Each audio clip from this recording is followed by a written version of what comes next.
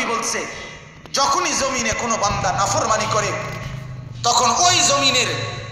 ওই বান্দার পায়ের নিচের মাটিটা, জমিনটা আল্লাহর কাছে আবেদন করে, আল্লাহ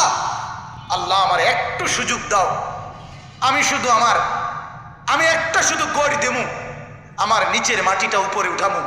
উপরের মাটি নিচে নামামু, শুধু ওই লোকটা যেরকম বিছনায় এপাশ ওপাশ করে আমি আমার জমিনটাকে একটু এপাশ ওপাশ করবো, আমার নিচের মাটি তুলবো, উপরের মাটি নিচে নামাবো, আল্লাহ এরে নিয়া আমি শুধু একটা উল্টানি দিতে চাই, তুমি আমার অনুমতি দাও। রব্বুল আলামিন তখন বলে ওই জমিনকে, না তুই এমন করিস না, ও যে আমার বান্দা, ওরে না আমি বানাইছি, ওরে আমি বানাইছি, এই জমিন আমি কায়নাত আমার হুকুম দিয়ে বানাইছি, আর ওরে আমি হাত দিয়ে বানাইছি, আমার হাতে বানাইছি, আর নাক আমি লাগাইছি, আর চোখ আমি লাগিয়েছি, আর কান আমি লাগিয়েছি, আর হাত আমি লাগাইছি। আরে আমি সেই মাওলা, যে মাওলা কুন বললে ফায়াকুন, যে মাওলা ভ বললে হয়ে যায়। আরে বানাইতে এভাবে করি নাই, 9 মাস পরে আর মায়ের পেটে রাইখা আমি নিজের হাতে ড্রয়িং করছি, নিজের হাতে একবার নাক লাগাই 100 বার দেখছি, ঠিক মতো হয়েছিনি, একবার চোখ লাগাইয়া কুঠিবার দেখছি, ঠিক মতো হয়েছিনি। এইভাবে 9 মাস আমি তারে যত্ন করে সাজিয়ে, সুম্মা আনশানাহু খালকান আখার, আমি তারে এক মানুষ বানিয়ে এরপরে মায়ের পেট থেকে আমি বের করেছি। যাকে আমি এত যত্ন করে বানাইছি রে, তারে এত অল্পতে কেমনে মেরে ফেলি? না তুই একটু ক্ষান্ত হ,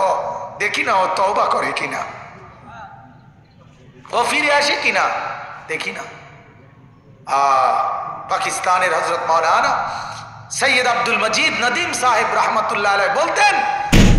যে এক ভেগে যাওয়া সন্তান মাকে ত্যাগ করে, বাবাকে ত্যাগ করে যেই সন্তান চলে গেছিল, 4 বছর পরে 10 বছর পরে 10 বছর পরে সেই সন্তান যদি মার কাছে ফিরে আসে আর চোখের পানি ছেড়ে দিয়া বলে, মা মাফ করে দাও, আমি ভুল করে ফেলছি,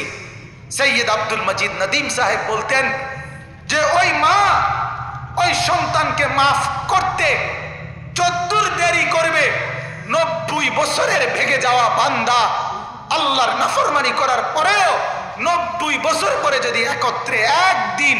এক রাত গভীরে আল্লাহর কাছে চোখের পানি একবার ছেড়ে দেয়, আল্লাহ তাআলা ওই মার আগে রব্বুল আলামিন তাকে মাফ করে দেন।